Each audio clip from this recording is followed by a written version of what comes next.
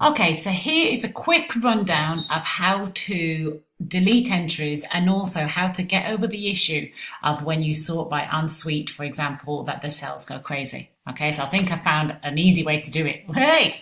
Right, so what we need to do, when you clicked onto your entries here, what you need to do then is anything that you see there that you want to delete. So say, I'm not going to delete anything, so I don't want to just in case. But that, for example, this Donnell probably is a duplicate of loads. Okay. But what you would do then is click which ones you want to delete. Yep. And then go up to bulk actions here and click bin. Okay. And then once you click bin, click apply, and that then deletes that. It's gone. Okay, so that's how to resolve the issue of the incomplete orders. You just click which ones you want to delete, scroll down here, click on bin and click apply. You can also from here click print so you can see everything out here as well, but that's how you do that. So I'm just going to click those. Now in order then to say, for example, sort by ensuite. So instead of doing it in Excel, which is just going to cause a mass amount of complications, what I would suggest is doing it through here. So first off, then we're going to do, well, we're going to sort by ensuite. So what type of accommodation would you like? We'll click that one. And ensuite is this. And then we can then change this to be whatever we like it to be. So I can say, well, I want an accommodation to be ensuite or room. Yeah. So example, I'm going to say, well, it's room with shared bathroom, search. Then on here, then once I click search, then it will show me, hopefully someone's had that one. Yep.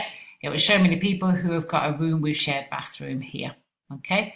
So also we've got like ensuite, so we can click on that and search there, and that will search through the ones that have got an ensuite bathroom. All right, so those are the ones that got an ensuite. Yeah, for example, then we can search by a disabled room.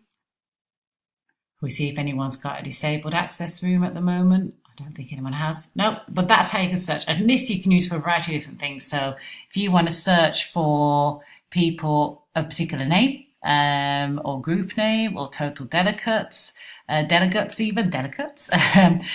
basically search that. You can also search for transaction ID if you want, if that's gone through. So we can then search for a particular transaction ID on there. I think if we do it as blank, it may work, it may not. It shows a transaction ID, but I suppose it would show blanks as well. Yeah, no, that wouldn't work. So I was just trying to show you if you could see if any one of them were incomplete orders, but I don't think that's going to work. But yeah, basically you can go through this and see everything. We can stick to see who wanted to volunteer.